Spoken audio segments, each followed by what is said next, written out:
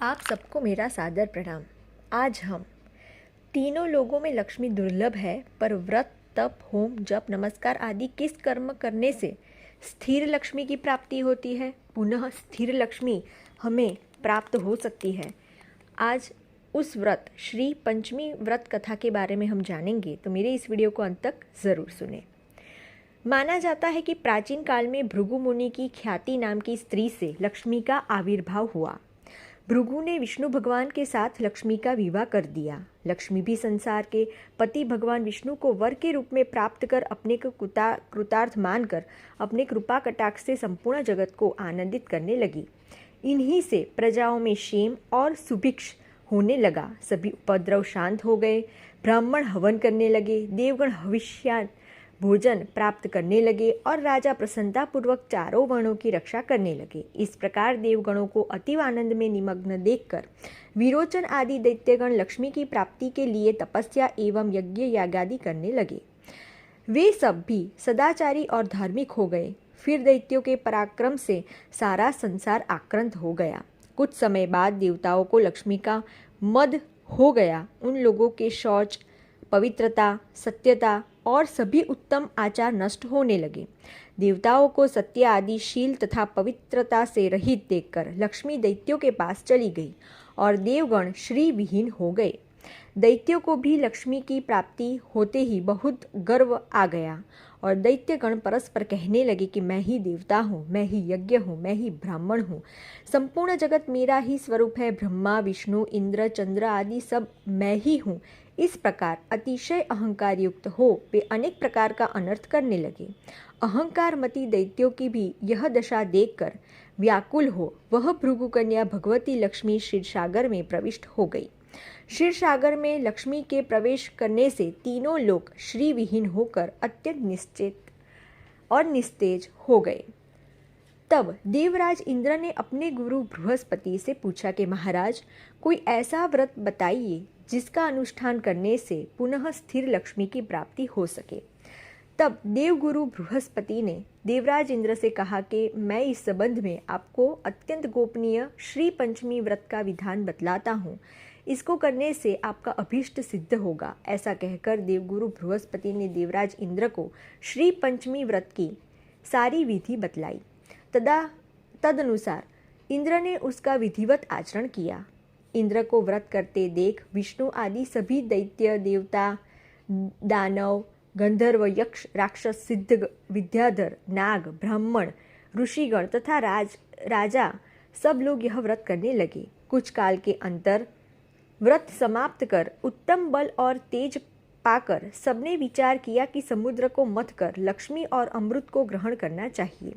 यह विचार कर देवता और असुर मंदार पर्वत को मथानी और वासुकी नाग को रस्सी बनाकर समुद्र मंथन करने लगे।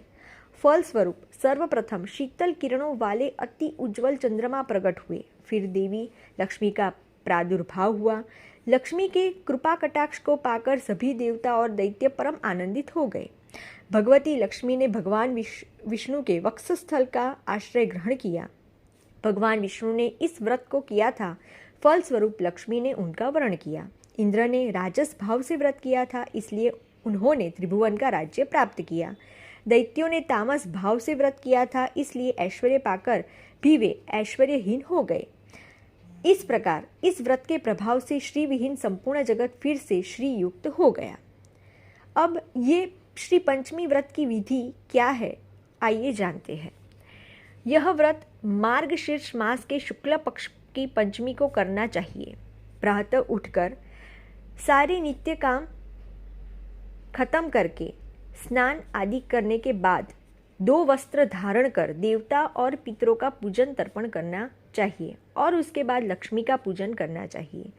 सुवर्ण, चांदी, ताम्र, काष्ठ अथवा चित्रपट में भगवती लक्ष्मी की कोई भी चित्रपट में भगवान लक्ष्मी की प्रतिमा पर कमल पर विराजमान लक्ष्मी हो, हाथ में कमल पुष्प धारण किए हुए हो, सभी आभूषणों से अलंकृत हो, उनके लोचन कमल के समान हो और जिन्हें 4 श्वेत हाथी सुवर्ण के कलशों के जल से स्नान करा रहे हो, वैसी प्रतिमा भगवती लक्ष्मी की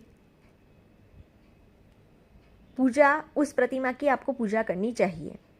अब उनके अंग पूजा कैसे करनी चाहिए आइए जानते हैं। ओम चपलाय नमः पादो पूजयामि, ओम चंचलाय नमः जानूनि पूजयामि, ओम कमलवासिन्ये नमः कटी पूजयामि, ओम ख्यातिये नमः नाभि पूजयामि, ओम ममथवासिन्ये नमः स्तनो पूजयामि, ओम ललिताय नमः भुजद्वल पूजयामि, ओम उत्कंठाय नमः कंठ पूजयामि, ओम माधवाय नमः मुखमंडल पूजयामि तथा ओम श्रीये नमः शिरः पूजयामि आदि मंत्रों से पैर से लेकर सिर तक पूजा करनी चाहिए। इस प्रकार प्रत्येक अंगों की भक्तिपूर्वक पूजा कर अंकुरित विविध धान्य और अनेक प्रकार के फल नैवेद्य में देवी लक्ष्मी को निवेदित करने चाहिए। तदंतर पुष्प और कुमकुम आदि से सुवासिनी स्त्रियों का पूजन कर उन्हें मधुर यानी कि मीठा भोजन कराना और चाहिए और उनको प्रणाम करना चाहिए।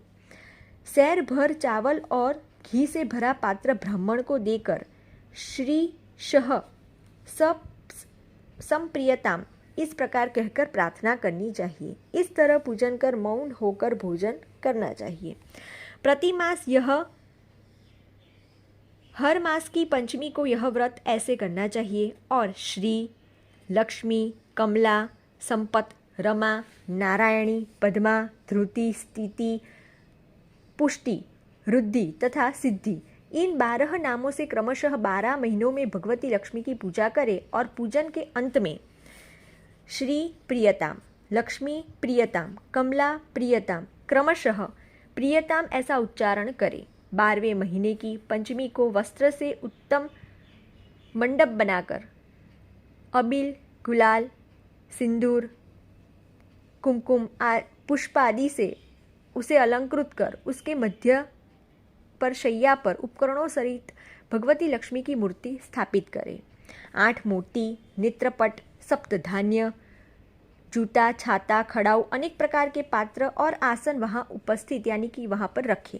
तदंतर भगवान लक्ष्मी पूजन कर वेदवेत्ता और सदाचार संपन्न ब्राह्मण को यह सारी सामग्री प्रदान कर देनी चाहिए। यथाशक्ति ब्राह्मणों को भोजन कराकर उन्हें दक्षिणा देनी चाहिए और अंत में भगवती लक्ष्मी से रिद्धि सिद्धि की कामना कर इस प्रकार प्रार्थना करें। शिरा बधि मथनो ध्वते विष्णु वक्ष स्थलालये सर्व काम प्रदे देवी रुद्धिम यच्छ नमोस्तुते। इसका मतलब है, हे देवी, आप क्षीर सागर के मंथन से अद्भुत है। भगवान विष्णु का वक्षस्थल आपका अधिष्ठान है। आप सभी कामनाओं को प्रदान करने वाली है, अतः मुझे भी आप रुद्धि सिद्धि प्रदान करें, आपको मैं नमस्कार करता हूँ। जो इस विधि से श्री पंचमी का हर माह व्रत करता है वह अपने 21 कुलों के साथ लक्ष्मी लोक में निवास करता है। उसकी लक्ष्मी स्थिर हो जाती है। जो सौभाग्यवती स्त्री इस व्रत को इस विधि से करती है वह सौभाग्य रूप संतान और धन धान्य से संपन्न हो जाती है तथा पति को अत्यंत प्रिय होती है। इसी के साथ श्री पंचमी व्रत की विधि विधान यहाँ पर समाप्त होता है। जल्दी से ऐसे ही वीडियो के लिए, ऐसी ही जानकारी के लिए मेरी चैनल को सब्सक्राइब कीजिए, लाइक कीजिए और शेयर कीजिए। नमस्कार।